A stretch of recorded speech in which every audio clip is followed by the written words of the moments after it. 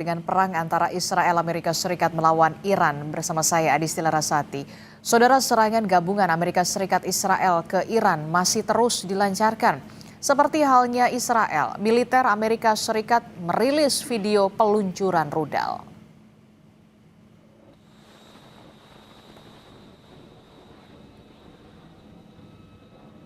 Militer Amerika Serikat meluncurkan misil dari kapal perusak USS Frank Patterson Jr. saat sedang berlayar di Laut Arab. Sebelumnya, Presiden Amerika Serikat Donald Trump mengancam akan meningkatkan perang dengan Iran jika negara tersebut memblokir pengiriman minyak dari Timur Tengah.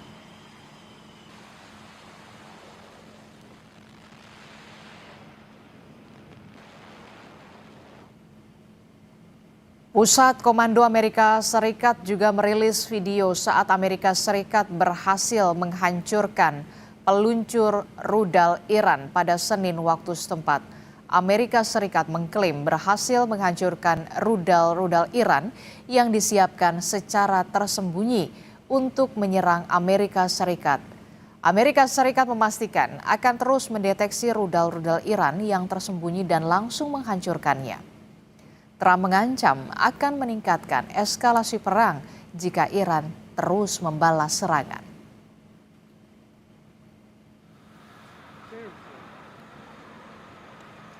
Amerika Serikat juga mengerahkan pesawat pengebom strategis seperti B-52 ke sejumlah pangkalan militer di kawasan Eropa dan juga Timur Tengah. Salah satu pesawat B-52 bahkan sudah tiba di pangkalan Fairford, Inggris, Senin waktu setempat.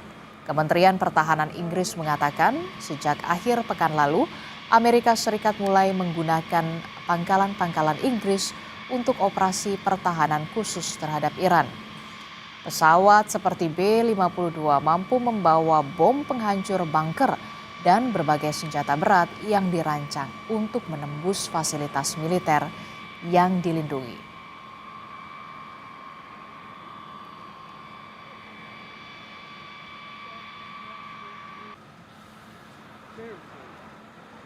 Sejumlah negara merespon kondisi perekonomian dan juga energi yang terdampak perang Amerika Serikat, Israel, dan juga Iran.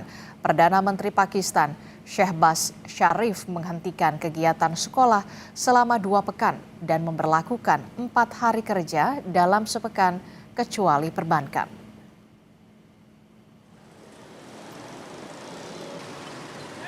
Pemerintah Pakistan juga memangkas konsumsi bahan bakar di seluruh departemen pemerintahan, termasuk memotong 50% tunjangan BBM selama 2 bulan kecuali bus dan ambulans. Pengeluaran departemen di Pakistan juga akan dipotong sebesar 20%. Perjalanan dinas ke luar negeri bagi pejabat juga dibatasi. 2 माह के लिए सरकारी महकमों की गाड़ियों को मिलने वाले तेल में 50% फिल फॉर कटौती की जा रही है।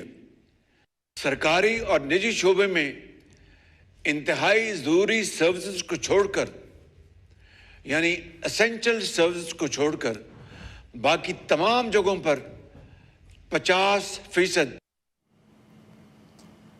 Kita akan bahas soal saling serang infrastruktur energi dalam perang Amerika Serikat, Israel versus Iran bersama dengan peneliti kebijakan energi dari Universitas Pembangunan Nasional Veteran Yogyakarta. Telah bergabung bersama kami melalui sambungan daring, Nikolaus Loy.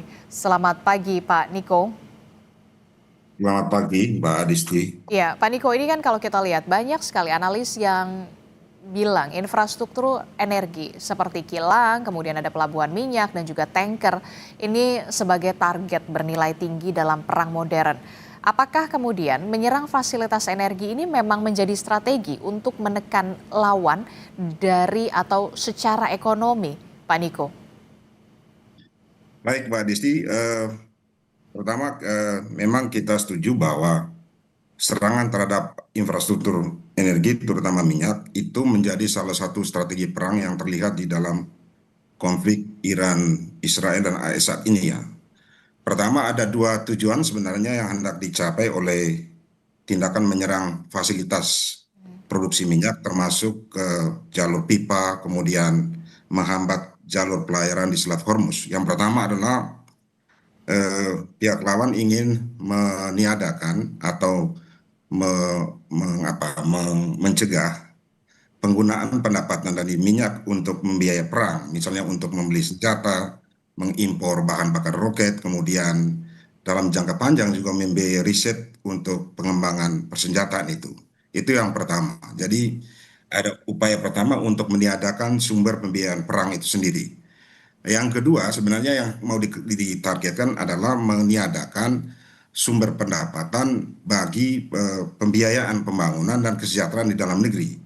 Karena kita semua tahu bahwa Iran itu lama diembargo dan itu berdampak pada tingkat pertumbuhan dan tingkat kesejahteraan dalam negeri, kondisi ekonomi, dan dengan menyerang infrastruktur minyak itu, Israel maupun AS, sekarang yang menyerang adalah Israel, itu ingin mencoba menciptakan delegitimasi rezim dengan menghancurkan fondasi ekonomi dan kesejahteraan dalam negeri. Harapannya adalah ketika minyak tidak berproduksi, pendapatan hilang, termasuk juga suplai minyak dalam negeri hilang, lalu kemudian terjadi frustrasi dan kemarahan sosial di dalam negeri, kemudian terjadi penentangan terhadap pemerintah yang berkuasa sekarang oleh warganya sendiri. Jadi itu ada dua tujuan strategis yang menurut saya hendak dicapai oleh tindakan menyerang fasilitas minyak itu.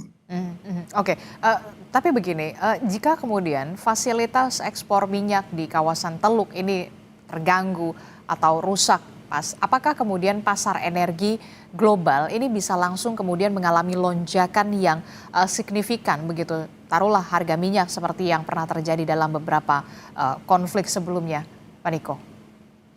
Baik, terima kasih Mbak Disti. Memang dampak ikutan yang mungkin perlu diperhitungkan adalah efek bumerang terhadap negara-negara lain di dunia, termasuk para sekutu AS sendiri gitu.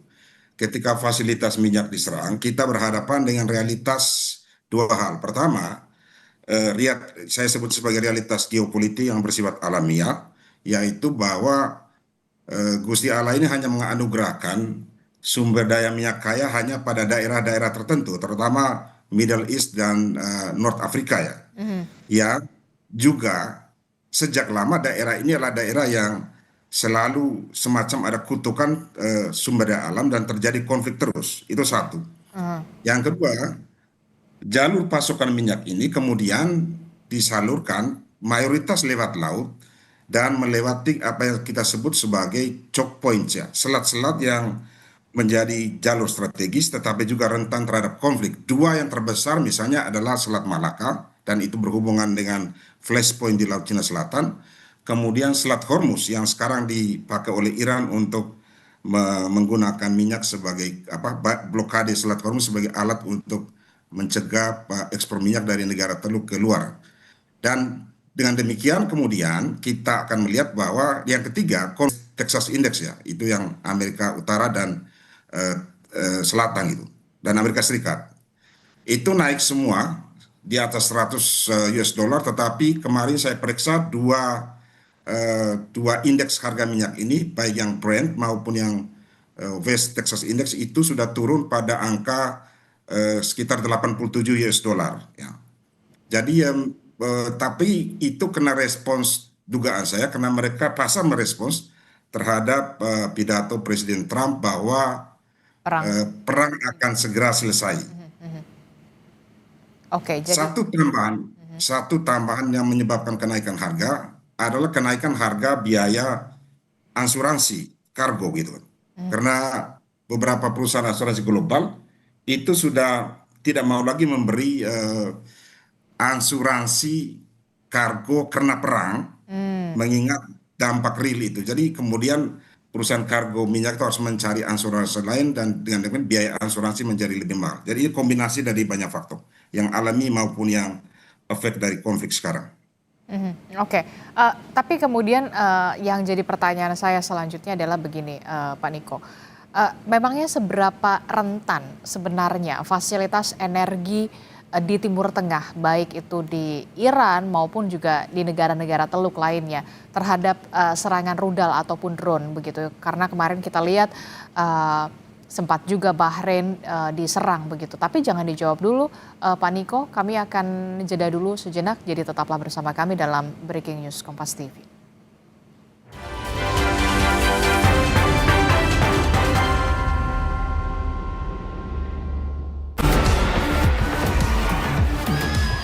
Nakula dan Sadewa memburu Sangkuni, si tikus raka yang jadi raksasa. Nakula dengan panahnya, Sadewa dengan kekuatan spiritualnya, meredam keserakahan, mengembalikan kedamaian. Marjan rayakan hari kemenangan.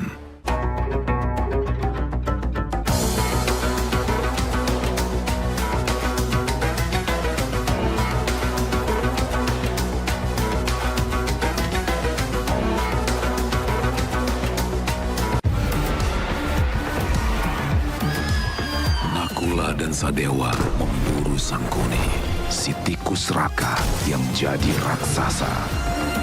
Nakula dengan panahnya, Sadewa dengan kekuatan spiritualnya, meredam keserakahan, mengembalikan kedamaian. Marjan rayakan hari kemenangan. Emangnya saat kita ngejar tombol hati kita bisa penuh. Ramadan ini pakai Telkomsel seperlunya demi menjalani Ramadan sepenuhnya. Keserakahan menjadi bencana. Nakula dan Sadewa mengembalikan kedamaian. Marjan rayakan hari kemenangan. Hai, mau pesen apa? Gue top barista, top mochaccino double shot.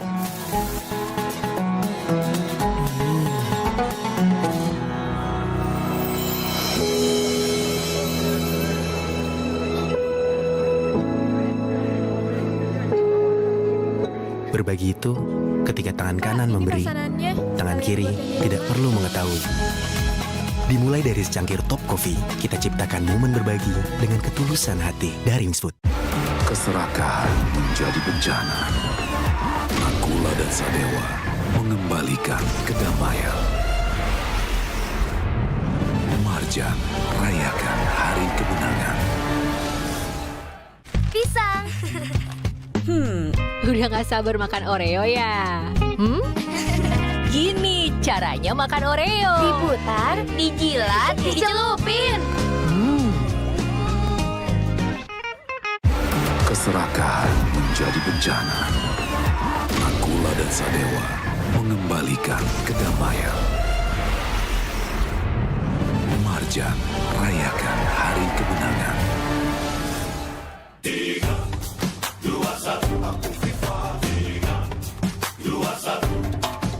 Sepanjang Ramadan, siapkan tubuh dengan 3 botol Aku Viva. Setara 2 liter air diminum dari buka sampai sahur. Biar satu harian puasa pasti sejuknya. Langsung kerasa sejuk. Aktivitas selama Ramadan tetap lancar.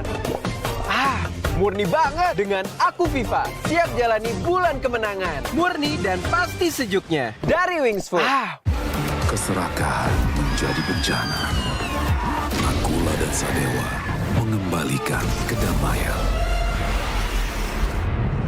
Marjan rayakan hari kemenangan.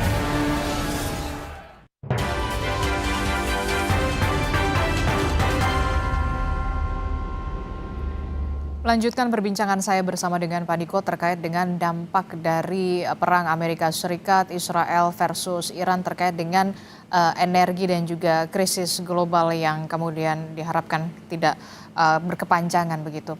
Melanjutkan perbincangan kita Pak Niko, seberapa rentan sebenarnya kemudian fasilitas energi di Timur Tengah baik itu di Iran maupun di negara-negara Teluk terhadap serangan rudal ataupun drone. Kita tahu kemarin penyerangan dilakukan di depo-depo ataupun kilang minyak, salah satunya di Bahrain kita lihat di dalam visual sebelumnya. Seperti apa Pak Niko?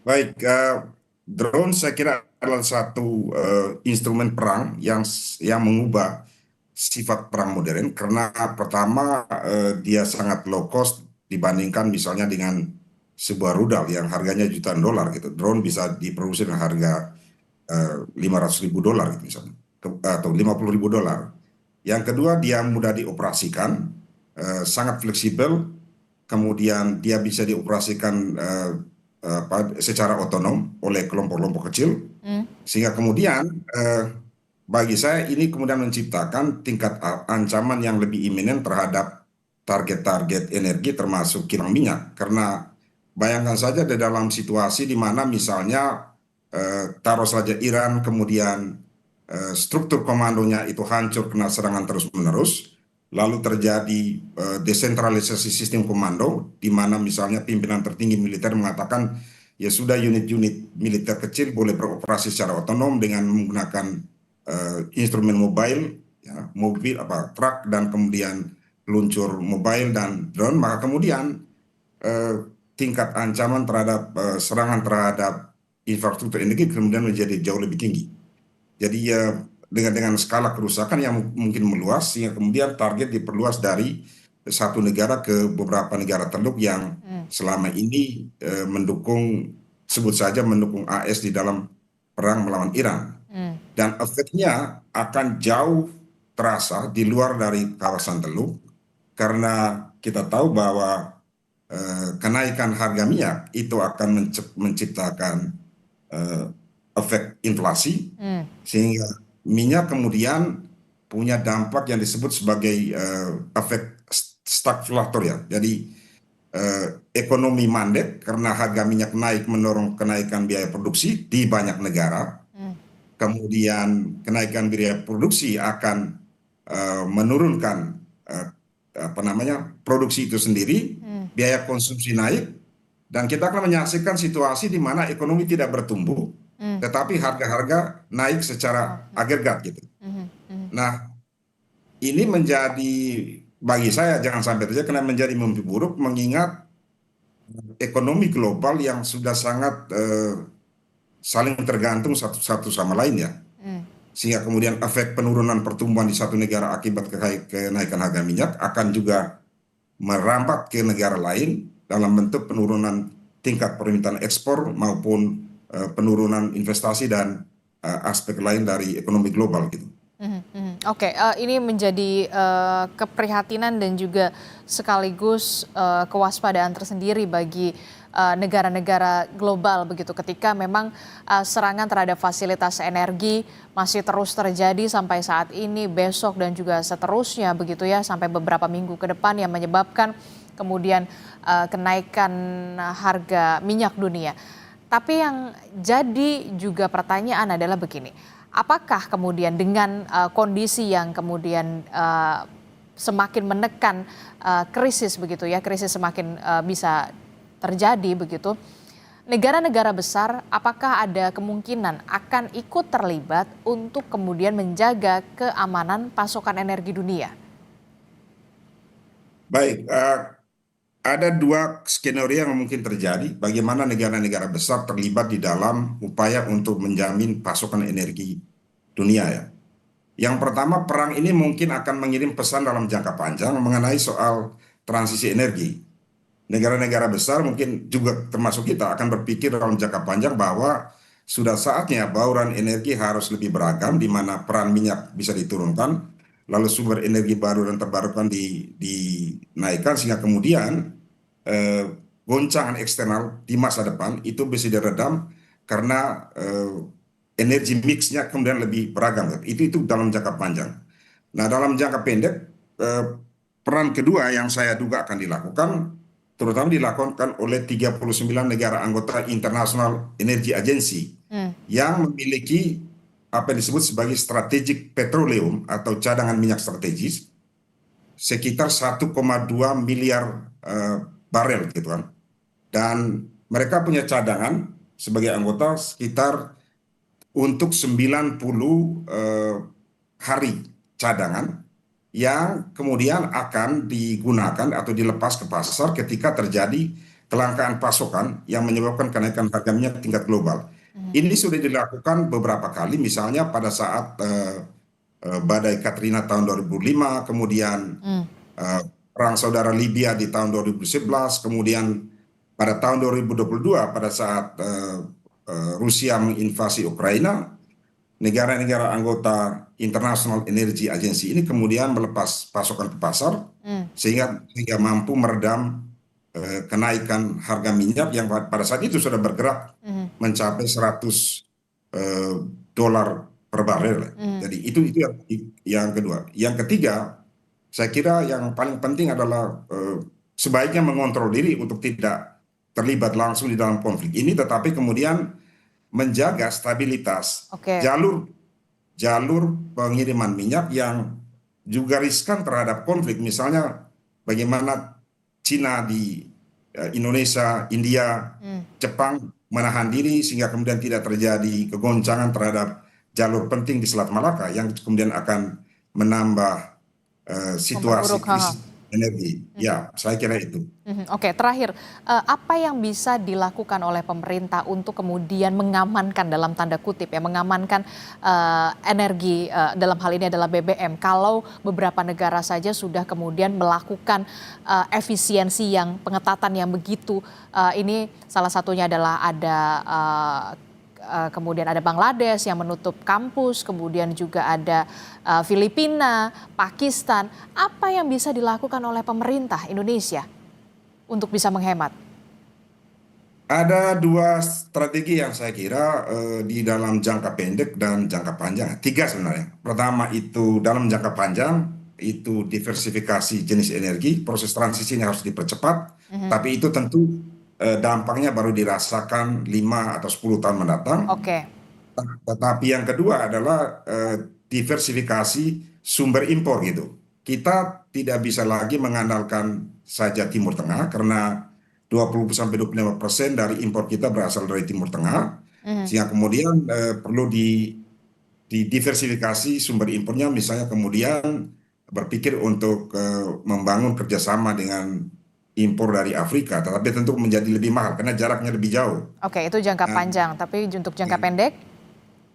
Ya, jangka pendek yang pertama diversifikasi impornya, dan yang ketiga jangka pendek adalah efisiensi di dalam negeri ya.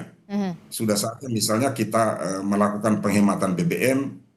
Ide mengenai work from everywhere itu mungkin perlu diterapkan seperti pada saat kita menghadapi COVID ya. Pegawai bekerja di rumah, sekolah itu sebagian di rumah, beberapa hari di rumah, beberapa hari di kampus, plus penghematan BBM di kantor-kantor pemerintah maupun pada level individu. Ujungnya terakhir memang pilihan yang paling sulit adalah menaikkan angka BBM, harga BBM yang saya kira kebijakan ini tidak populer ya, karena itu akan menaikkan harga bahan pokok, dan terakhir adalah optimalisasi produksi kilang di dalam negeri ya. Meskipun kita menghadapi realitas bahwa angka lifting minyak kita sampai sekarang baru 800.000 barel per hari, sementara kebutuhan BBM ada 1,4 juta kiloliter gitu. Jadi ini kombinasi beberapa langkah yang bisa dilakukan. Oke, kita akan tunggu langkah apa yang kemudian bisa dilakukan oleh pemerintah untuk bisa melakukan efisiensi yang begitu ketat terkait dengan dampak perang Amerika Serikat Israel versus Iran dalam hal energi. Terima kasih peneliti kebijakan energi dari Universitas Pembangunan Nasional Veteran Yogyakarta, Nikolaus Loy, telah bergabung bersama kami. Sehat selalu Bapak, selamat pagi. Terima kasih Mbak Adisti, sukses selalu, selamat pagi. Breaking News Kompas TV masih akan kembali, jadi tetaplah bersama kami.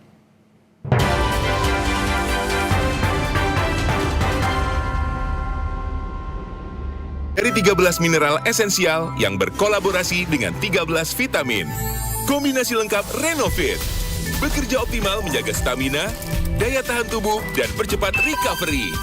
Renovit, produksi Konimax. Renovit Gold dengan kemasan baru. Kolaborasi 13 mineral, 12 vitamin, dan 4 zat aktif. Jaga kesehatan, daya tahan tubuh, mempercepat pemulihan setelah sakit. Renovit Gold, jaga kesehatan usia senja. Produksi Konimax. Nakula dan Sadewa memburu Sangkuni. si tikus Raka yang jadi raksasa. Nakula dengan panahnya, Sadewa dengan kekuatan spiritualnya, meredam keserakahan, mengembalikan kedamaian. Marjan, rayakan hari kemenangan. Pisang. Udah gak sabar makan Oreo ya? Gini caranya makan Oreo. Diputar, dijilat, dicelupin. Keserakahan menjadi bencana. Nakula dan Sadewa mengembalikan kedamaian. Marjan, rayakan hari kemenangan. Bukber sedap ala The Changcuters. Wih, udah mau buka nih boy. Ini jagoan gue, mie sedap goreng. Love it, baby. Ada kriuknya. Sorry boy, kalau gua sih mie sedap soto. Hangat kuahnya, bertabur koya gurih. Alhamdulillah. Toppingnya ekstra 20%. Sedapnya dari suapan pertama. Mantap. Terbaik. Ramadan The Changcuters, makin sedap. Sapa Indonesia Pagi, setiap hari pukul 7 pagi live. Keserakahan menjadi bencana. Nakula dan Sadewa mengembalikan kedamaian. Marjan, rayakan hari kemenangan. Di bulan suci, kita pasti dicoba. Ademin lagi dengan Aqua. Aqua, dingin alaminya, ademin Ramadanmu. Keserakahan menjadi bencana. Nakula dan Sadewa mengembalikan kedamaian. Marjan, rayakan hari kemenangan.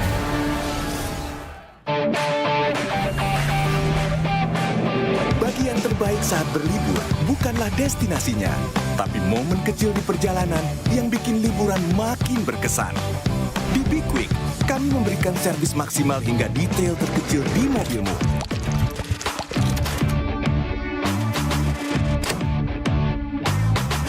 Jadi kamu bisa menikmati setiap momen kecil selama perjalanan. Be Quick, ini baru bengkel. Keserakahan menjadi bencana.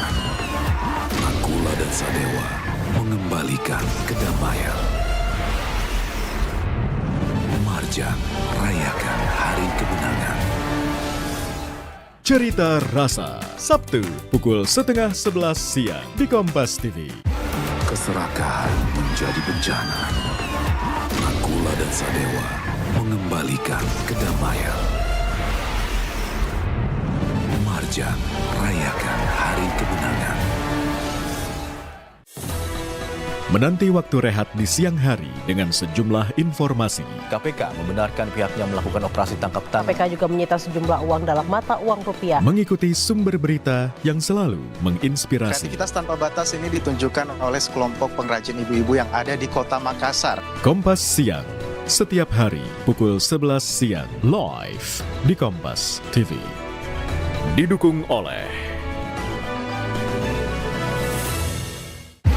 Keserakahan menjadi bencana. Nakula dan Sadewa mengembalikan kedamaian.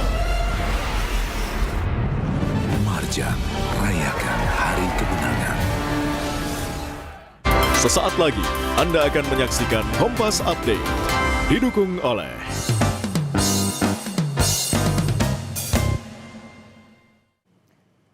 Saatnya kami perbarui informasi Anda dalam Kompas Update. Saya Adisi Larasati. Saudara, warga Tel Aviv berbondong-bondong mencari tempat berlindung saat sirine peringatan dibunyikan di seluruh kota pada Selasa malam.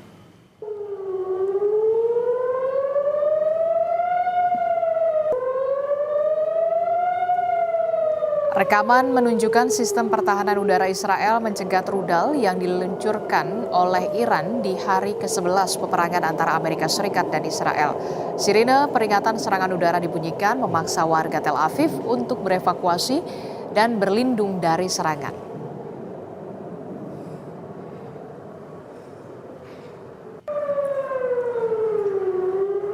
Terima kasih sudah menyaksikan Kompas Update. Saya Adisti Larasati. Sampai jumpa. Terima kasih Anda telah menyaksikan Kompas Update. Didukung oleh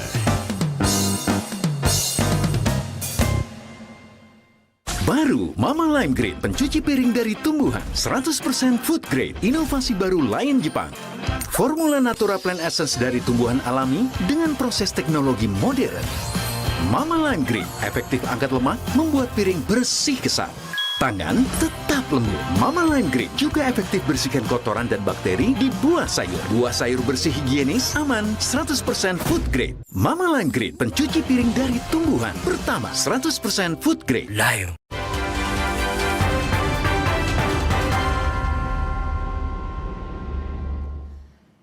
Terima kasih Anda masih bersama kami dalam Breaking News Kompas TV. Saudara, 22 WNI yang dievakuasi dari Iran tiba di tanah air pada Selasa sore. Mereka dievakuasi imbas konflik di Timur Tengah yang memanas.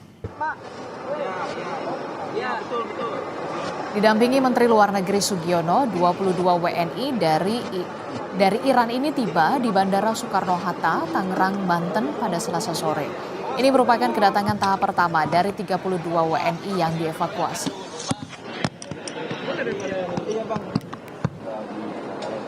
Sore hari ini kita menerima kedatangan saudara-saudara kita yang kembali dari Tehran yang tergabung dalam gelombang pertama proses repatriasi warga negara Indonesia. Sore ini ada 22.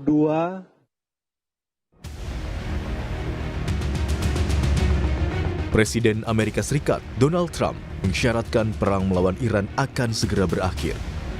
Bukan tanpa alasan, sebab menurut Trump, operasi yang telah digencarkan sejak akhir Februari lalu telah melemahkan kekuatan militer Iran secara signifikan.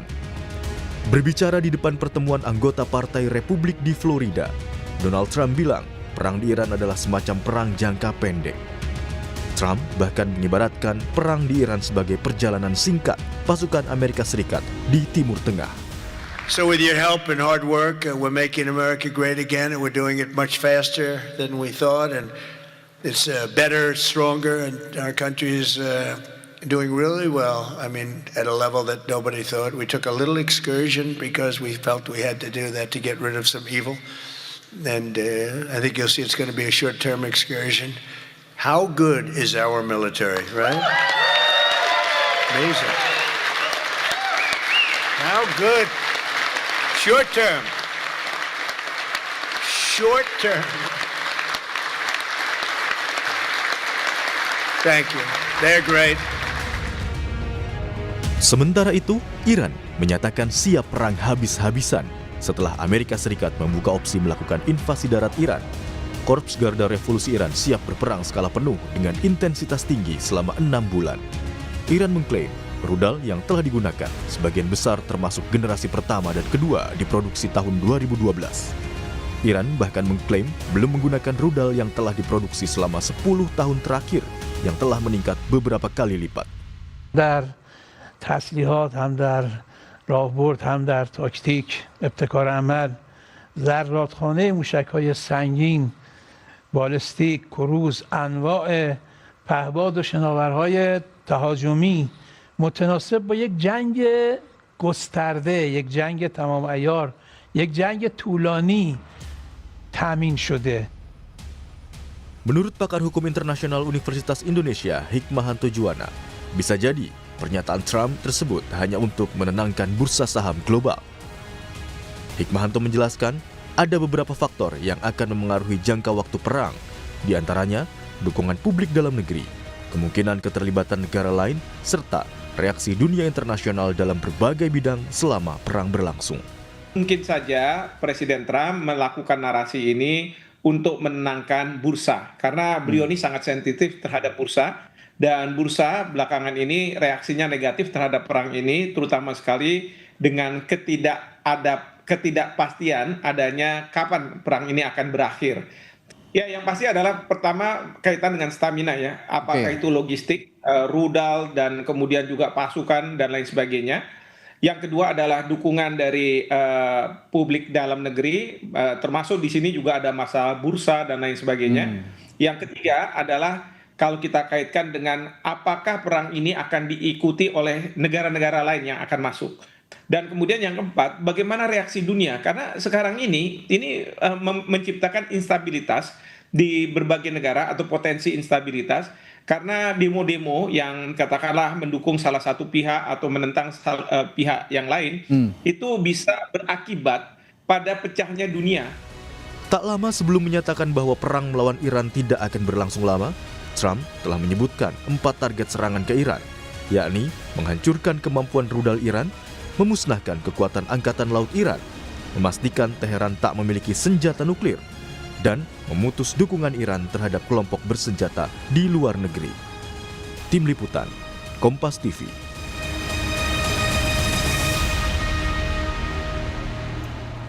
Kita akan bahas soal isyarat Trump dalam perang melawan Iran bersama dengan pengamat intelijen dan keamanan Universitas Indonesia melalui sambungan daring. Bersama kami Pak Stanis Laus Rianta. Selamat pagi Pak Stanis.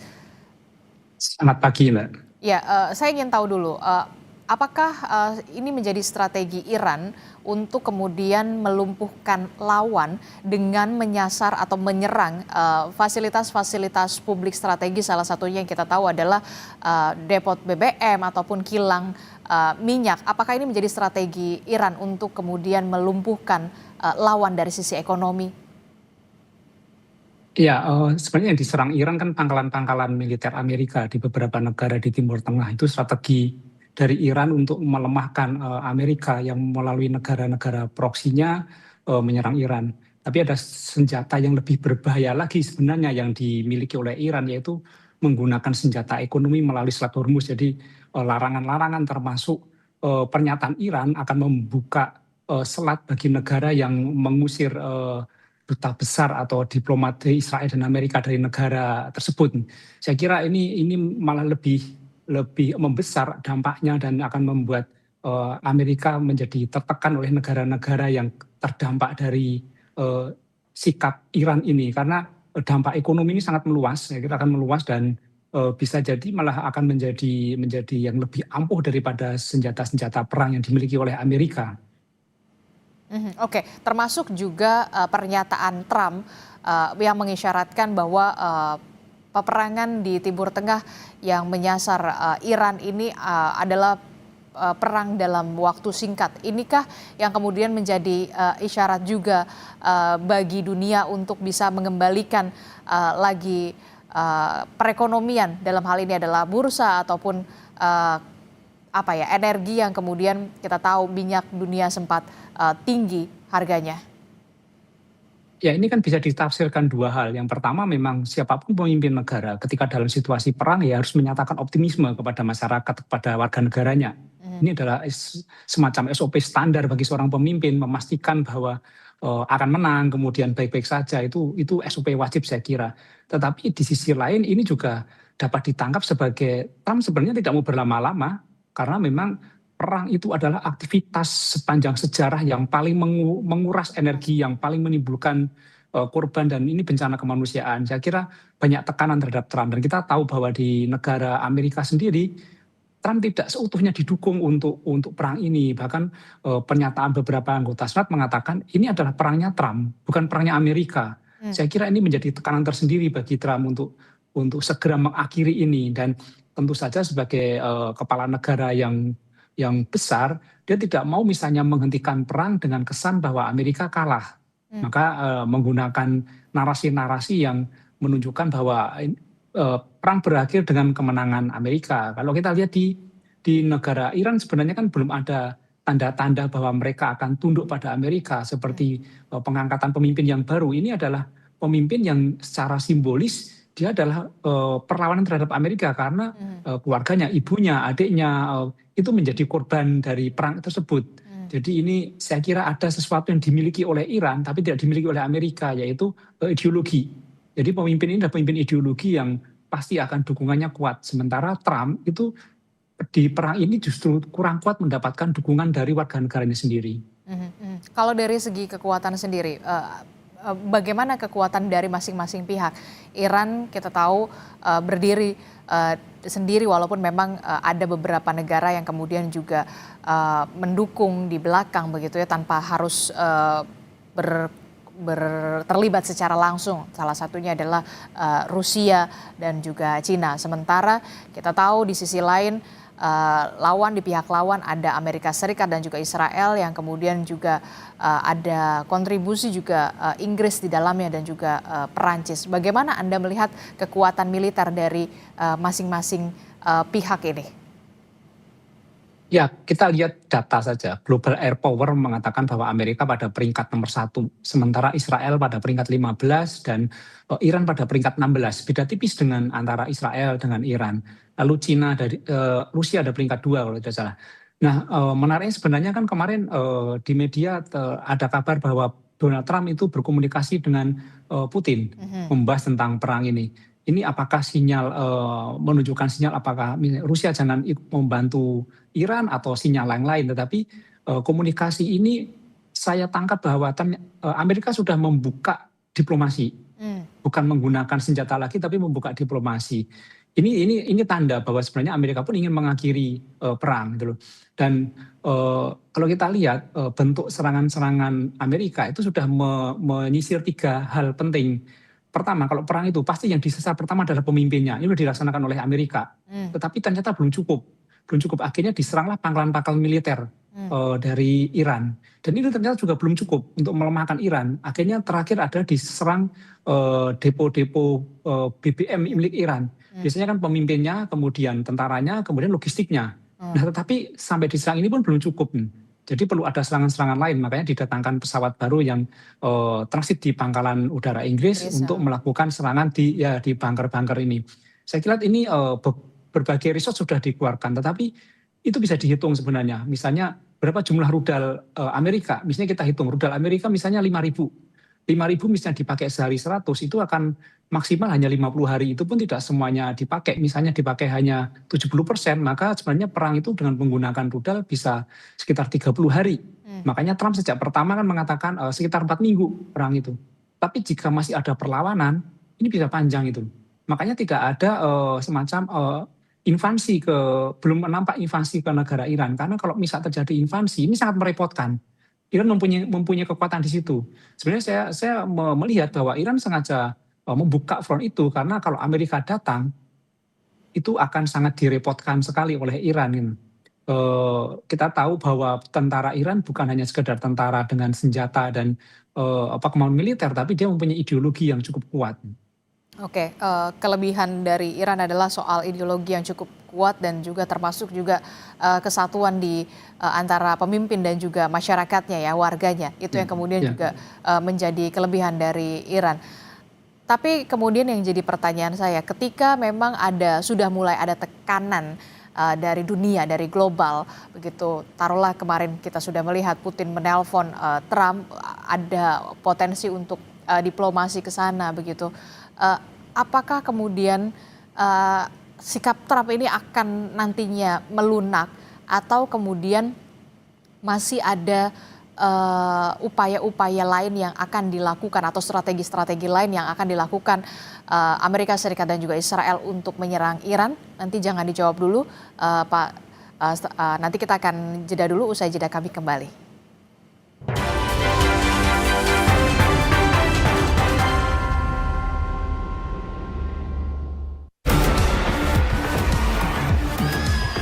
Nakula dan Sadewa memburu Sangkuni, si tikus Raka yang jadi raksasa. Nakula dengan panahnya, Sadewa dengan kekuatan spiritualnya, meredam keserakahan, mengembalikan kedamaian. Marjan rayakan hari kemenangan. Pisang. Udah gak sabar makan Oreo ya? Gini caranya makan Oreo. Diputar, dijilat, dicelupin.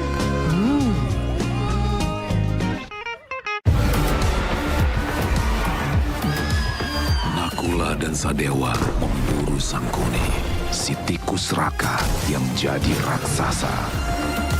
Nakula dengan panahnya, Sadewa dengan kekuatan spiritualnya, meredam keserakahan, mengembalikan kedamaian. Marjan rayakan hari kemenangan. Baru setengah jalan, batuk pilek membandel jadi halangan. Activate, cepat redakan batuk membandel dan gejala pilek dengan Activate Plus Expectorant. Kemasan baru, kini terjangkau. Keserakahan menjadi bencana. Nakula dan Sadewa mengembalikan kedamaian. Marjan rayakan hari kemenangan. Indonesia Update, Senin sampai Jumat pukul 3 sore, live. Keserakahan menjadi bencana. Nakula dan Sadewa mengembalikan kedamaian. Marjan rayakan hari kemenangan. Pisang. Udah gak sabar makan Oreo ya? Gini caranya makan Oreo. Diputar, dijilat, dicelupin. Keserakahan menjadi bencana. Nakula dan Sadewa mengembalikan kedamaian. Marjan rayakan hari kemenangan. Borgo, ikuti pada hari dan jam berikut di Kompas TV. Keserakahan menjadi bencana. Nakula dan Sadewa mengembalikan kedamaian. Marjan rayakan hari kemenangan. Sapa Indonesia siang, Senin sampai Jumat pukul 1 siang, live. Keserakahan menjadi bencana. Nakula dan Sadewa mengembalikan kedamaian. Marjan rayakan hari kemenangan. Kompas Petang, setiap hari pukul 4 sore, live di Kompas TV. Keserakahan menjadi bencana. Nakula dan Sadewa mengembalikan kedamaian. Marjan rayakan hari kemenangan. Berita utama Senin sampai Jumat pukul 7:30 malam, live di Kompas TV. Nakula dan Sadewa memburu Sangkuni, si tikus raka yang jadi raksasa. Nakula dengan panahnya, Sadewa dengan kekuatan spiritualnya, meredam keserakahan, mengembalikan kedamaian. Marjan rayakan hari kemenangan.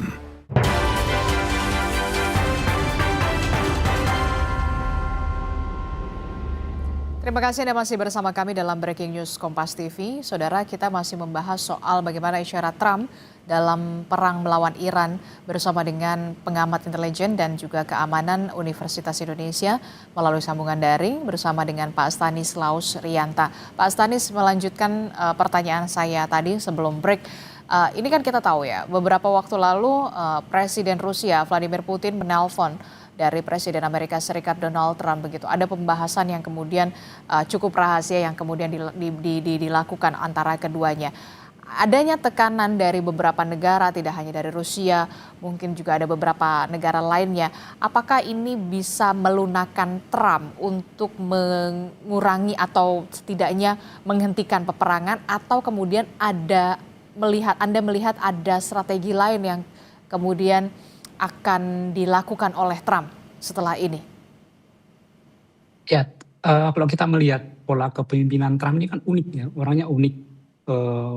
Dalam mengambil keputusan juga unik. Jadi saya melihat bahwa Trump juga mencari teman sebenarnya, mencari dukungan. Kita lihat ketika Trump komentar soal Spanyol, kemudian ketika berkomentar terkait dengan yang membantu Iran, ini nampak sekali bahwa Trump mencari dukungan. Tetapi sebenarnya yang paling saya lihat bahwa nanti menjadi ancaman bagi Trump sebenarnya adalah dari internal negaranya. Ketika nanti masyarakat tidak mendukung, kemudian dari sana tidak mendukung, ini ancaman yang serius.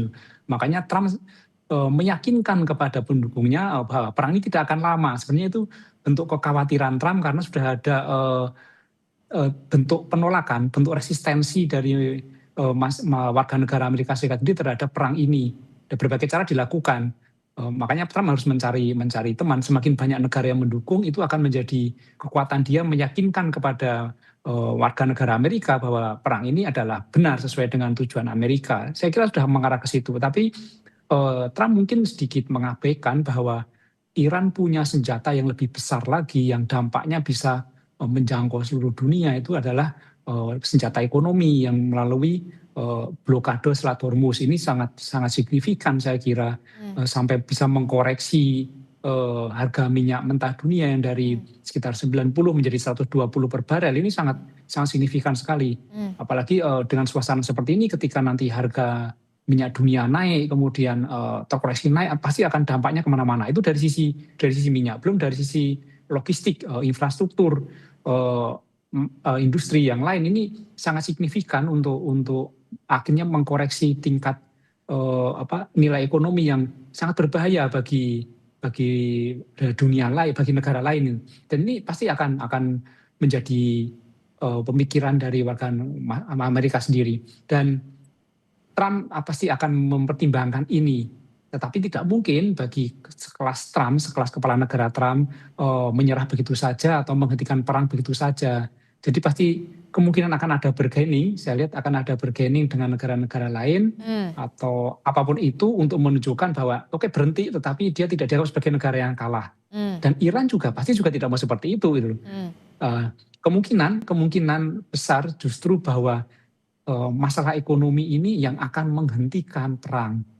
Bukan berarti salah satu kalah atau salah satu menang, tapi menghentikan dengan asas pertimbangan bahwa demi kemanusiaan, demi berputarnya roda ekonomi, maka akan dihentikan itu. Tapi permusuhan secara ideologi pasti akan tetap berjalan. Oke, jadi dari kacamata Anda penghentian perang ini lebih berpotensi dari sisi ekonomi begitu ya, karena memang mengedepankan dari aspek kemanusiaan dan juga dari sisi ekonomi secara global begitu ya.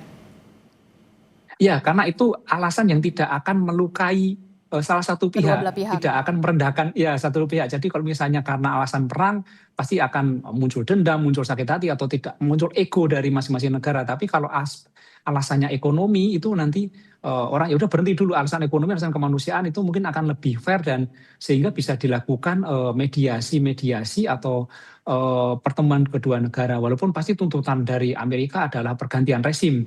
Tapi kita belum tahu apakah pemimpin yang baru ini benar-benar masih merupakan turunan dari rezim yang lama, atau ini bersifat moderat yang akhirnya bisa diatur oleh Amerika. Tapi saya melihat dari pemimpin yang sekarang yang keluarganya sebagian besar menjadi korban dari perang Amerika, dia pasti akan lebih mirip atau selaras dengan pemimpin sebelumnya.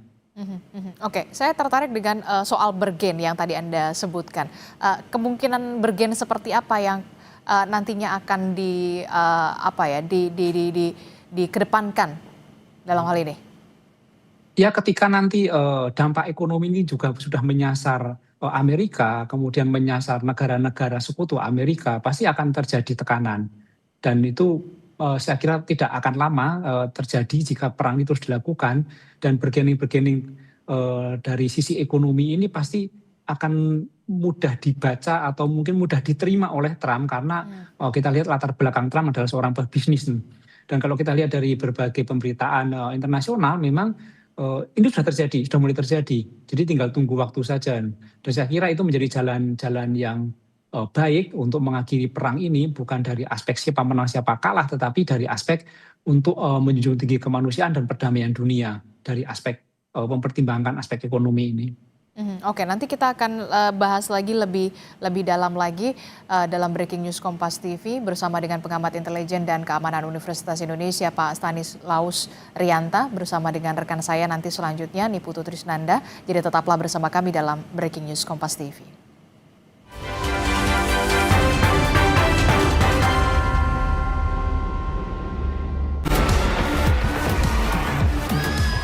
Nakula dan Sadewa memburu Sangkuni, si tikus Raka yang jadi raksasa.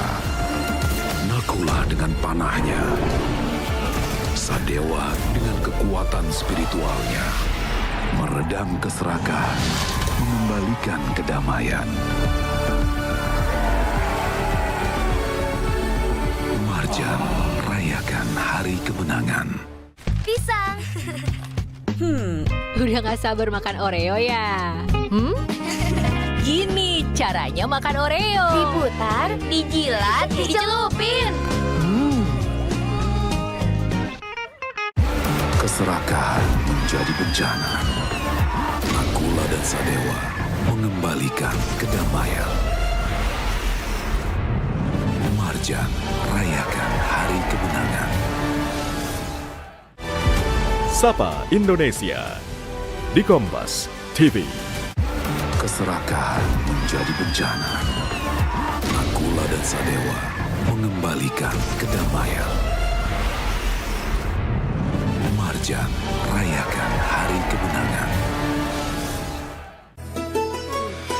Di bulan suci, kita pasti dicoba. Ademin lagi dengan Aqua. Aqua, dingin alaminya, ademin Ramadanmu. Keserakahan menjadi bencana. Nakula dan Sadewa mengembalikan kedamaian. Marjan rayakan hari kemenangan. Kompas Malam, setiap hari pada jam-jam berikut. Keserakahan menjadi bencana. Nakula dan Sadewa mengembalikan kedamaian.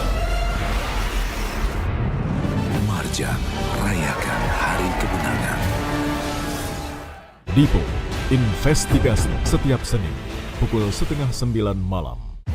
Keserakahan menjadi bencana. Nakula dan Sadewa mengembalikan kedamaian. Marjan rayakan hari kemenangan. Sapa Indonesia Malam, ikuti pada hari dan jam berikut live di Kompas TV. Keserakahan menjadi bencana. Nakula dan Sadewa mengembalikan kedamaian. Marjan rayakan hari kemenangan. Berkas Kompas, Selasa pukul 11 malam di Kompas TV. Nakula dan Sadewa memburu Sangkuni, si tikus raka yang jadi raksasa. Nakula dengan panahnya, Sadewa dengan kekuatan spiritualnya, meredam keserakahan, mengembalikan kedamaian. Marjan rayakan hari kemenangan. Kompas Siang, setiap hari pukul 11 siang, live di Kompas TV. Keserakahan menjadi bencana. Nakula dan Sadewa mengembalikan kedamaian. Marjan rayakan hari kemenangan. Gelar perkara, setiap Sabtu di Kompas TV. Nakula dan Sadewa memburu Sangkuni, si tikus raka yang jadi raksasa. Nakula dengan panahnya, Sadewa dengan kekuatan spiritualnya, meredam keserakahan, mengembalikan kedamaian. Marjan rayakan hari kemenangan.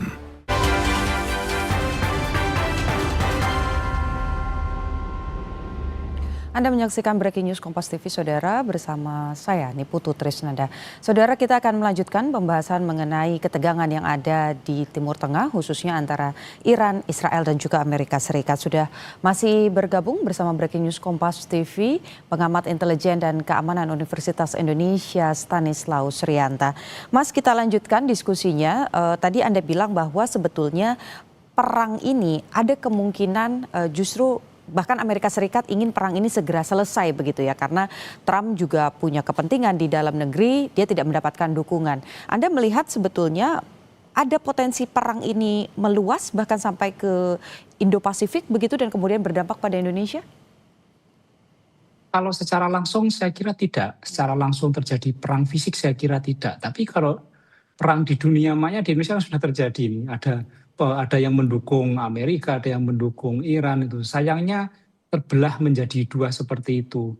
Harusnya ketika terjadi perang Indonesia sesuai dengan konstitusi kita mendukung perdamaian dunia. Jadi tidak mendukung blok manapun, tetapi mendukung berhentinya perang, kemudian terjadinya perdamaian dunia. Harusnya seperti itu. Tapi kalau kita lihat di media sosial, kita juga ikut-ikutan perang nih, walaupun hanya perang di sosial media. Saya kira sudah tidak sehat. Makanya seharusnya pemerintah fokus untuk tidak larut di dalam perang fisik ini, tetapi mempersiapkan dampak-dampaknya. Kita tahu bahwa sekarang harga minyak dunia sudah melambung ke 120 US dollar per barel. Ini kan jauh dari asumsi APBN yang 70 ini. Ini apakah ini akan berdampak langsung? Ya, saya kira nanti ekonomi akan terkoreksi, apalagi ini menjelang Lebaran ketika nanti selain dari harga juga ketersediaan semakin menipis. Apalagi beberapa hari yang lalu Pak Menteri SDM menyatakan bahwa cadangan kita 20 hari ini. Kalau perang kita masih berlarut-larut lebih dari 20 hari misalnya, kemudian pasokan terganggu, pasti cadangan akan berkurang. Ini kan ada dampak yang sangat signifikan. Harusnya kita fokus di situ bahwa ternyata dampak ekonominya juga terasa. Jadi tidak perlu pro Israel, pro Amerika atau pro Iran, tapi bagaimana kita mempunyai ketahanan sehingga dampak dari geopolitik ini tidak terlalu mengganggu kita. Harusnya di situ. Oke, beberapa waktu lalu disampaikan begitu dalam beberapa kesempatan juga bahwa Presiden Republik Indonesia Prabowo Subianto ini ingin memberikan ruang begitu untuk diskusi, untuk kemudian mencari jalan tengah, jalur diplomasi antara pihak-pihak yang kemudian saat ini sedang bersih tegang. Anda melihatnya seperti apa? Apakah ini cara yang tepat? Satu, yang kedua adalah dengan cara tersebut, apakah ini juga baik untuk Indonesia tetap berada di tengah-tengah? Ya, perang harus dihentikan dengan berbagai cara, bukan dengan menunggu yang satu kalah, tetapi di meja perundingan itu cara yang terbaik. Jadi cara menghentikan perang adalah di meja perundingan, kemudian apapun yang terjadi stop dulu, karena perang itu menimbulkan korban jiwa dan dampaknya bencana kemanusiaan. Nah, langkah Pak Prabowo tentu selaras dengan konstitusi kita untuk mewujudkan perdamaian dunia. Tetapi apakah diterima oleh Amerika atau Iran itu lain hal.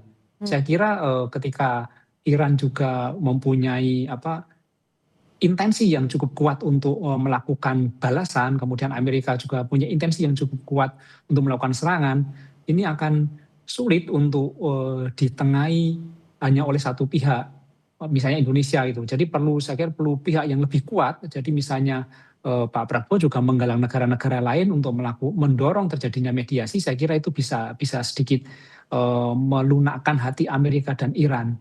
Jadi perlu lebih banyak kekuatan itu. Tapi yang disampaikan Pak Prabowo saya kira itu selaras dengan konstitusi kita untuk mewujudkan perdamaian dunia. Oke, kita lihat perangnya ini bukan hanya tahap pertama kalau kita bagi beberapa fase begitu ya Pak. Di fase pertama kita lihat serangannya telak menyerang pemimpin tertinggi Iran. Kemudian sekarang sudah mulai meluas ke serangan-serangan udara, bahkan juga menyerang sisi energi, fasilitas energi. Di mana kalau kita lihat kan kemarin kita sempat terpukul cukup parah juga ya dari sisi energi, bagaimana kemudian pemerintah akhirnya harus mencari impor lain atau negara sumber lain begitu. Melihat ini kemudian meluas menyasar fasilitas energi, apakah kemudian Indonesia juga akan terpuruk dengan hal ini, Pak? Ya, saya kira dalam beberapa tahun terakhir banyak sekali negara yang tidak menduga bahwa akan terjadi perang secara langsung seperti ini. Dalam mungkin 5-10 tahun terakhir ini kan para analis menyampaikan bahwa perang itu akan terjadi biasanya melalui proksi atau perang-perang lain, perang dagang dan lain-lain. Tapi ketika terjadi perang fisik seperti yang dilakukan di Rusia, Ukraina, kemudian di antara Palestina, Israel, kemudian antara Amerika, Iran, ini kan menjadi berbeda itu. Dan skenario-skenario perang ini saya kira masih sedikit yang menjalankan skenario-skenario terburuk gitu. Nah, saya sangat ragu sebenarnya kita mempunyai skenario terburuk jika perang ini terjadi kemudian ada krisis energi. Saya sangat ragu kita menyiapkan itu. Tapi kita sudah punya pengalaman sebenarnya, pengalaman ketika terjadi pandemi misalnya. Kita cukup kuat misalnya dari sektor UKM, dari sisi level masyarakat bawah ternyata justru mereka survive gitu loh. Nah, ini tergantung nanti negara bagaimana menyikapi ini. Apakah iya ada cadangan minyak lain, sumber lain yang bisa diimport selain dari Timur Tengah yang lewat Selat Hormuz misalnya. Ini sekarang saya yakin pemerintah sudah menyiapkan alternatif itu, sudah mencari sumber-sumber itu. Tetapi tentu harganya tidak akan sama, harganya akan naik. Nah, kenaikan ini kira-kira bagaimana dengan APBN? Saya kira pakar-pakar ekonomi bisa menjelaskan hal ini, dampak-dampak perang terhadap kondisi ekonomi kita. Tapi saya menilai bahwa akan ada dampak yang langsung berpengaruh terhadap situasi ekonomi Indonesia. Dengan latar belakang Anda begitu ya sebagai pengamat intelijen dan juga keamanan dari Universitas Indonesia, Anda melihat perang ini nafasnya akan sepanjang apa, Pak? Karena kalau kita lihat dengan adanya pemimpin Iran yang pemimpin tertinggi Iran sekarang yang baru ini, kalau kita lihat dignity, ideologi ini bahkan lebih keras daripada pendahulunya yaitu Ali Khamenei. Kemudian juga di satu sisi Amerika yang sudah dalam tanda kutip ditelepon Putin pun bilang jangan ikut campur, mending urus Ukraina saja. Nampaknya ini akan panjang, tapi kalau menurut Anda seperti apa bacaannya? Ya, perang kan membutuhkan resource, membutuhkan sumber daya ya. Kita lihat juga senjatanya. Misal saya baca di Global Air Power ada sekitar 5.000 rudal peluru kendali Amerika. Kalau misalnya dalam satu hari dipakai 10 atau ya dipakai 100 itu berarti sekitar 50 hari kemampuan mereka. Makanya pertama kejadian kan Trump mengatakan bahwa sekitar 4 minggu perkiraan. Itu saya melihat bahwa itu dari jumlah resource mereka. Itu yang pertama. Yang kedua, perang juga akan berhenti ketika salah satu pihak kalah. Itu akan berhenti. Yang kedua. Yang ketiga, itu perang akan berhenti ketika ada tekanan-tekanan dari pihak lain yang sehingga intensi dari perang itu akan turun. Karena perang itu sebagai sebuah ancaman itu tersusun dari dua hal. Satu intensi, yang kedua capability. Nah, kalau capability itu termasuk resource itu habis, maka setinggi apapun intensi, maka perang itu tidak akan lanjut, akan berhenti. Nah, saya melihat bahwa perkiraan maksimal 4 minggu perang itu akan terjadi, maksimal itu. Tapi kita melihat bahwa sekarang sudah terjadi komunikasi ya. Dengan Rusia ada komunikasi, dan pasti juga dengan Inggris dan negara-negara lain itu ada komunikasi terkait dengan dampak-dampak ekonomi yang meluas. Seharusnya ini bisa menurunkan intensi atau niat perang dari kedua belah pihak. Ya.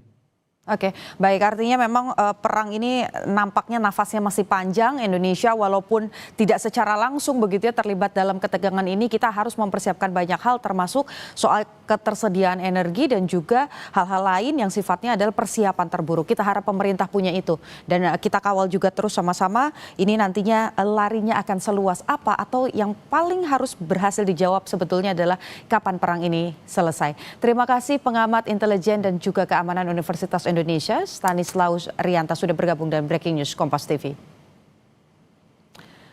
Saudara, kita akan mendengarkan bagaimana pernyataan dari Menko Infrastruktur Agus Harimurti Yudhoyono terkait dengan bagaimana kesiapan mudik 2026. Purwokerto dan Kutoarjo, kemudian di Provinsi DI itu di Stasiun Tugu dan Lempuyangan.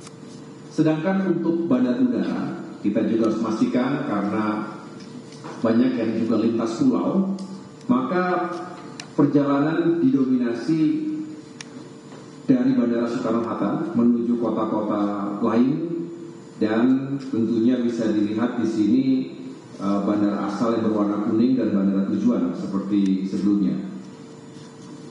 Kita harapkan cuaca juga bersahabat sehingga tidak terlalu mengganggu on-time performance dari pesawat-pesawat yang akan digunakan. Yang berikutnya terkait dengan pelabuhan laut. Pelabuhan laut ini juga sangat esensial karena kita harus melayani jutaan masyarakat yang bisa menggunakan kapal-kapal laut ini untuk bisa mudik ke berbagai wilayah terutama ke arah Indonesia Timur, Sulawesi, tentu juga Maluku dan Nusa Tenggara. Bisa lihat di sini. Nanti akan kami bagikan slide-nya supaya bisa digunakan sebagai referensi teman-teman. Mudah-mudahan bisa berguna dan bisa dikonfirmasi juga dengan Kementerian Perhubungan dan Kementerian PU yang ada dalam koordinasi Kemenko Infrastruktur. Saya lanjutkan. Terkait pelabuhan penyeberangan, Ini juga penting, kita ingin memastikan terutama Merak Bakahuni. Ini yang paling padat, menghubungkan Jawa dengan Sumatera. Jadi kita juga ingin menyiapkan lokasi-lokasi untuk mengurai terjadinya bottleneck di pelabuhan Merak misalnya, dengan menyiapkan buffer zone di tempat-tempat peristirahatan sejenak sehingga memberikan kesempatan bagi masyarakat yang sudah lebih dulu datang dan punya tiket, sedangkan yang lainnya digunakan sistematika yang namanya delaying system. Selain juga tentunya nanti ada pengaturan yang lebih baik. Ini kita pastikan baik penyeberangan asal maupun penyeberangan tujuan, termasuk yang di Jawa Timur. Baik, agenda kedua ini terkait kesiapan infrastruktur, terutama jalan-jalan tadi dan sistem transportasinya. Teman-teman sekalian, terkait dengan jalan nasional yang non-tol, saya ulangi yang sifatnya non-tol, ini kita laporkan ada 47.000 lebih kilometer yang harus terus kita preservasi. Kondisinya beragam, tapi secara umum jalan nasional yang non-tol itu kemantapannya sekitar 93,5%. Memang begitu masuk ke jalan-jalan provinsi, jalan kabupaten kota berbeda tingkat kemantapannya. Tapi paling tidak kami laporkan untuk jalan nasional yang non-tol, baik Jawa, Bali, Sumatera, Kalimantan, Sulawesi, Maluku, Nusa Tenggara, dan Papua, secara umum dalam kondisi yang siap dan mantap. Nah, namun demikian kita memahami bahwa kita juga harus terus melakukan preservasi, memperbaiki jalan-jalan yang memang rusak. Sudah kita siapkan dari Kementerian Pekerjaan Umum yang dinamakan dengan Disaster Relief Unit. DRU ini tugasnya adalah secara cepat menggelar alat-alat berat dengan material yang digunakan untuk segera menutup, saya ulangi, memperbaiki atau menambal jalan-jalan yang berlubang agar bisa segera digunakan dan tidak terlalu menghambat perjalanan. Ini sudah diantisipasi, ada beberapa titik rawan bencana, totalnya itu bisa dilihat 807 rawan banjir, kemudian 1.641 rawan longsor, sedangkan ada 15 rawan banjir rob. Ini tersebar di seluruh Indonesia. Kemudian total kesiapan tim DRU tadi, Disaster Relief Unit, itu sekitar 1.461 unit. Ini juga sudah siap dengan alat-alat berat dan materialnya. Saya lanjutkan. Nah, pengoperasian jalan tol totalnya ada 3.115 km jalan tol se-Indonesia. Dan tadi sudah saya singgung sebentar, yang juga kita atensi selain tentunya gerbang-gerbang tol yang nanti akan menjadi titik-titik bottleneck, tetapi juga ada sejumlah tempat istirahat dan pelayanan (TIP) atau rest area. Sekaligus sekarang kita juga siapkan stasiun pengisian kendaraan listrik. Ini juga sudah menjadi tren masyarakat, sudah semakin banyak yang menggunakan kendaraan-kendaraan pribadi berbasis listrik. Nah, ini yang kita siapkan 76 ruas jalan tol yang beroperasi bersama dengan fasilitas pendukungnya. Kalau dilihat ada TIP A, B, dan C. A itu artinya punya kategori yang ada stasiun BBM-nya, bensinnya. Kemudian tipe B tidak ada. Sedangkan yang C itu sifatnya cuma modular dan itu hanya sifat sementara digunakan pada saat lebaran. Ini baru kami dapatkan karena kebetulan tadi Pak KSP menanyakan kepada kami di ruang holding, yang biasanya juga ingin diketahui oleh masyarakat adalah terkait dengan tol-tol fungsional. Tol fungsional ini juga sangat dinantikan, artinya secara umum ini belum benar-benar resmi beroperasi, karena memang mungkin sedikit lagi finishing, lagi ada tahapan terakhir yang harus dituntaskan, tapi secara darurat atau secara khusus bisa difungsikan hanya selama masa mudik dan arus balik lebaran. Ada 3 ruas di Sumatera, kemudian 6 ruas di Jawa, dan 1 ruas di Kalimantan, sehingga totalnya ada 10 ruas jalan tol fungsional yang disiapkan periode libur Lebaran Idul Fitri oleh Kementerian Pekerjaan Umum. Nanti bisa dilihat di sini secara cepat saja. Tadi kalau Pak KSP tanya bagaimana Sumatera, contohnya ada tol Indralaya dengan Pergumuli. Nah itu yang dinantikan oleh Pak KSP. Tapi yang lainnya ada tol Sigli Banda Aceh, kemudian tol Kuala Tanjung, Tebing Tinggi dan Parapat, termasuk Indrapura Kuala Tanjung. Sedangkan di Jawa ada 6 ruas, totalnya 148 km. Ini Jakarta Cikampek 2 Selatan, Kutanegara Sadang, tol Cibitung Cilincing, Taruma Jaya Cilincing, dan lain sebagainya. Saya tidak akan jelaskan secara detail, nanti bisa dilihat di data yang kami miliki. Saya lanjutkan. Untuk kesiapan sarana dan prasarana, kita kategorikan paling sederhana dengan transportasi darat, laut, dan transportasi penyeberangan. Bisa dilihat di sini bagus sekalian, kita menyiapkan 31.000 lebih bis dengan kapasitas tempat duduk 1,2 juta, dan prasarana yang disiapkan ada 115 terminal tipe A dan 62 terminal tipe B. Sedangkan untuk transportasi laut, kita siapkan 829 unit kapal dengan kapasitas 3,26 juta penumpang, dan prasarana pelabuhan yang juga disiapkan adalah 636 pelabuhan. Yang terakhir terkait dengan penyeberangan, disiapkan 255 unit kapal dengan kapasitas penumpang 6,1 juta dan jumlah kendaraan yang bisa diangkut kurang lebih 770.000. Dan disiapkan pula tentunya 15 lintasan penyeberangan di 29 pelabuhan. Nah, begitu kita masuk ke penerbangan dan kereta, kami juga izin melaporkan di sini, mudah-mudahan sekali lagi tidak terlalu terdampak cuaca, dan kita harapkan 7,8 juta penumpang bisa menjadi target yang bisa kita selayani dengan baik. 378 unit pesawat dan 297 bandar udara di seluruh Indonesia. Kereta ini kita juga siapkan, mohon maaf itu salah tulis, 3.800 unit kereta dengan kapasitas bisa dilihat di depan, dan 668 stasiun yang juga dipersiapkan. Bagian terakhir, saya ingin menyampaikan kebijakan dan insentif mudik lebaran. Ini juga tentunya sangat baik jika teman-teman jurnalis bisa menyampaikan, mengamplifikasi ini kepada masyarakat. Diskon, ini tentunya dinantikan, berapapun diskon itu. Yang jelas untuk angkutan laut 30%.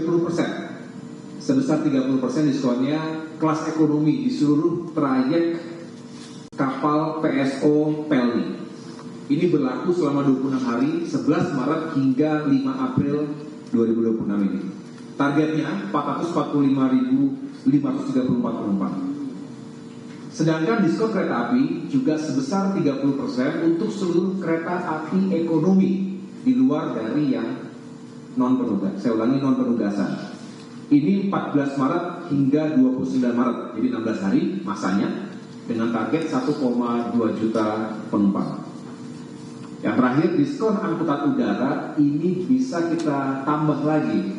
Kalau lebaran sebelumnya itu 13-14% Pak KSP, tahun ini bisa kita tambah lagi diskonnya 17-18%. Ini ada beberapa elemen yang juga menjadi faktor pemurah, sehingga harga tiket pesawat domestik kelas ekonomi mudah-mudahan lebih terjangkau bagi masyarakat. Ini berlaku kurang lebih 16 hari juga, dari 14 Maret hingga 29 Maret, untuk pembelian tiket mulai tanggal 10 Februari. Sebelumnya juga sudah disosialisasikan kepada masyarakat, tapi bagus kalau kita bisa perkuat lagi melalui forum ini. Targetnya 3,3 juta penumpang.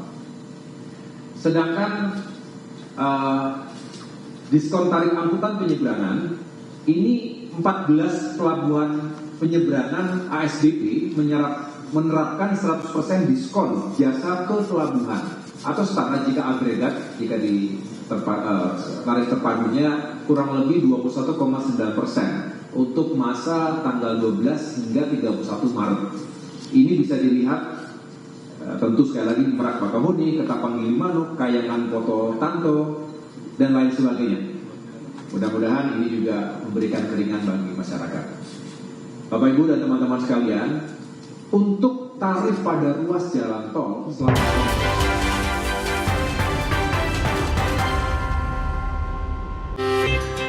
Dulu setiap sholat lutut gue sakit banget. Sekarang gue sadar tulang sendi sehat itu penting. Kolagena dengan kolagen, vitamin A dan kalsium membantu mempertahankan kekuatan sendi, tulang, dan kesehatan kulit. Kolagena banyak banget manfaatnya.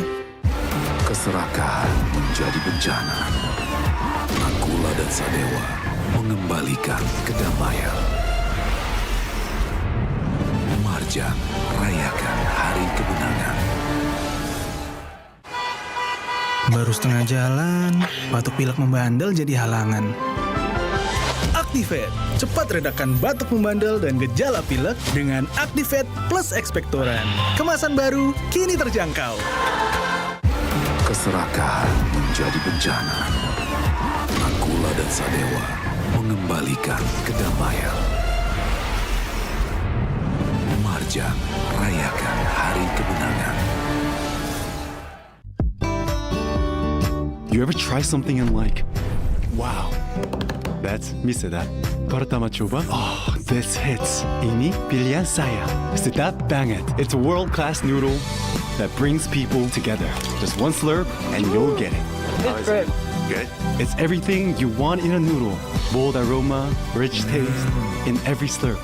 Ini rasa yang selalu disuka. Dari Indonesia hingga dunia. Sedapnya berkualitas. Cobain aja. Pedas banget. Miseda, pilihan saya. Favorit semua. Dari Wings Food. Keserakahan menjadi bencana. Nakula dan Sadewa mengembalikan kedamaian. Marjan rayakan hari kemenangan. Di bulan suci, kita pasti dicoba. Ademin lagi dengan Aqua. Aqua, dingin alaminya, ademin Ramadanmu. Keserakahan menjadi bencana. Nakula dan Sadewa mengembalikan kedamaian. Marjan rayakan hari kemenangan. Borgo, ikuti pada hari dan jam berikut di Kompas TV. Keserakahan menjadi bencana. Nakula dan Sadewa mengembalikan kedamaian. Marjan rayakan hari kemenangan. Cerita Rasa, Sabtu pukul 10:30 siang di Kompas TV. Keserakahan menjadi bencana. Nakula dan Sadewa mengembalikan kedamaian. Marjan rayakan hari kemenangan. Kompas Petang setiap hari pukul 4 sore live di Kompas TV. Nakula dan Sadewa memburu Sangkuni, si tikus raka yang jadi raksasa. Nakula dengan panahnya, Sadewa dengan kekuatan spiritualnya, meredam keserakahan, mengembalikan kedamaian. Marjan rayakan hari kemenangan. Indonesia Update, Senin sampai Jumat pukul 3 sore live. Nakula dan Sadewa memburu Sangkuni, si tikus raka yang jadi raksasa. Nakula dengan panahnya, Sadewa dengan kekuatan spiritualnya, meredam keserakahan, mengembalikan kedamaian. Marjan rayakan hari kemenangan.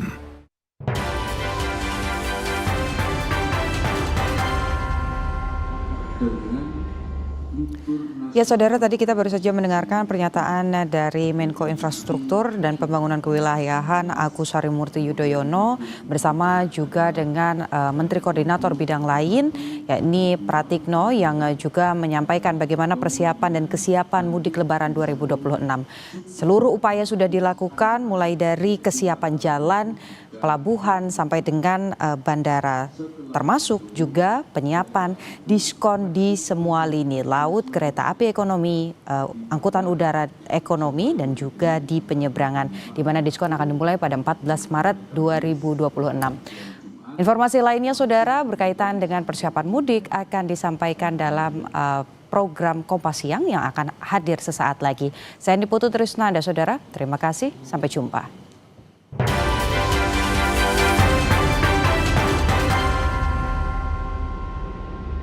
Keserakahan menjadi bencana. Nakula dan Sadewa mengembalikan kedamaian. Marjan rayakan hari kemenangan. Di bulan suci kita pasti dicoba. Ademin lagi dengan Aqua.